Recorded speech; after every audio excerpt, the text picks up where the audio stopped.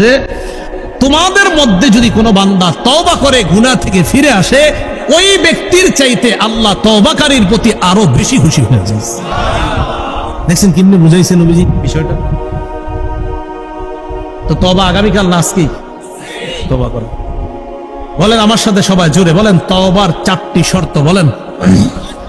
আমি বলি আপনারা বলেন, তওবার শর্ত কয়টি? 4টি।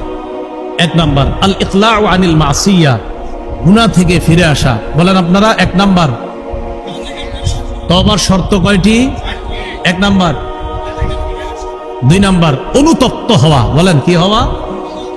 অনুতপ্ত হওয়া। ইবনে মাজার বর্ণনায় আসছে 4252 নাম্বার হাদিস আসছে, রাসূল সাল্লাল্লাহু আলাইহি সাল্লাম বলেন আর নাদামু আত-তাওবা, অনুতপ্ত হওয়াটাই তওবা। অনুতপ্ত হওয়াই তওবা। বলেন উলামারা ছাড়া অন্যরা বেশি আওয়াজ দিন, আলেমরা তো জানে, অন্যরা বলবেন। বলেন বেশি আওয়াজটা অন্যরা দিবেন, আলেম ছাড়া অন্য যারা। তওবার শর্ত কয়টি?